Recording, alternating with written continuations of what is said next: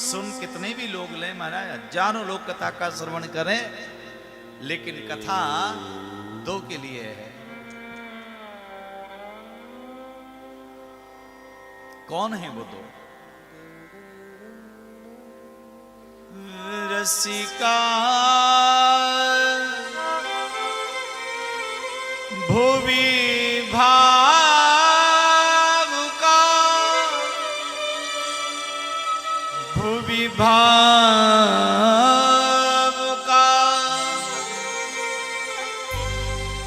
ये कथा है रसिक जनों के लिए, और दूसरा नाम लिया भावुक लोगों के लिए है। रसिक जन कौन है भैया? उनको नई खबर चल जाए कि कथा हो रही है, अपने काम धाम त्याग करके दौड़ के वो कथा में पहुंचते हैं और एकाग्र भाव से भगवान की मंगलमयी कथा का श्रवण करते हैं। उनको कहते हैं रसिक जन, जो भगवान की कथा के प्रति प्रेम रखते हैं। महाराज जहां कथा हो वहां दौड़ के जाएं, कथा का रसपान करें। और दूसरा नाम लिया भावुक लोग। भैया ये भावुक कौन है? कथा में बैठे हैं, कभी भाव आया तो महाराज नेत्रों से आंसू झरने लगे, भाव से कंठ भराया। कभी रोमांचित हो गया, रोम खड़े हो गए। कभी महाराज हंसने लगे, कभी रो लिए, कभी नाच लिए। जो भगवान का नाम सुनते ही जिनका महाराज कंठ भर आता है, भावुक हो जाते हैं, ऐसे भावुक लोगों के लिए कथा है।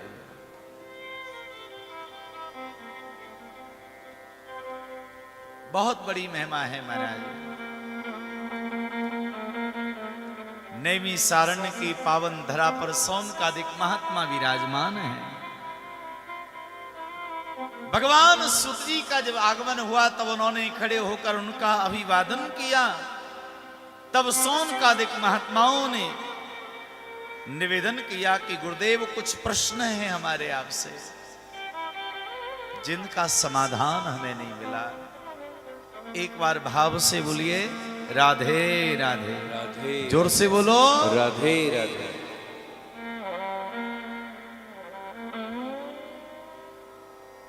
क्या बताएं महाराज, कथा में बढ़िया चोखी नींद आवे और घर में नहीं आवे। घर में अगर सोने का भी प्रयास करेंगे तो भी नहीं आती, और कथा में बैठे नहीं कि फिर तो मुंडी हिले महाराज। और कोई बगल वाला अगर कोशिश भी करता है ना जगाने की, तो वो कहता है सो रहे हो क्या? नहीं नहीं सोने नहीं, ध्यान से सुन रहे हैं। अब एक गांव में कथा हो रही महाराज, एक सज्जन आगे आके बैठ जाए और कथा में बैठे बैठते उनको समाधि लगे, सीधी समाधि।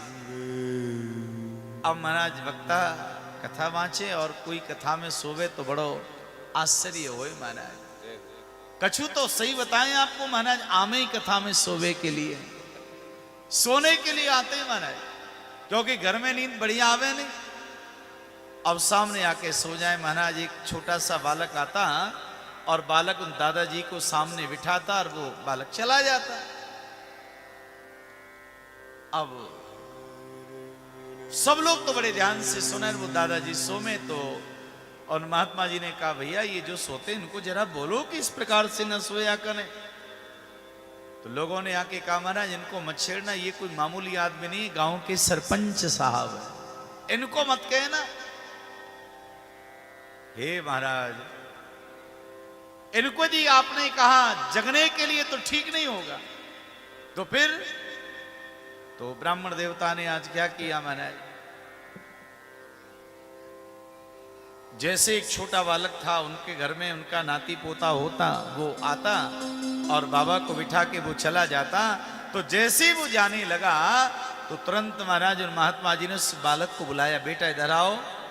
बालक आया और महात्मा जी ने क्या किया महाराज, 1 रुपया उस बच्चे के हाथ पे रखा। बच्चे ने कहा ये किस लिए दे रहे हो?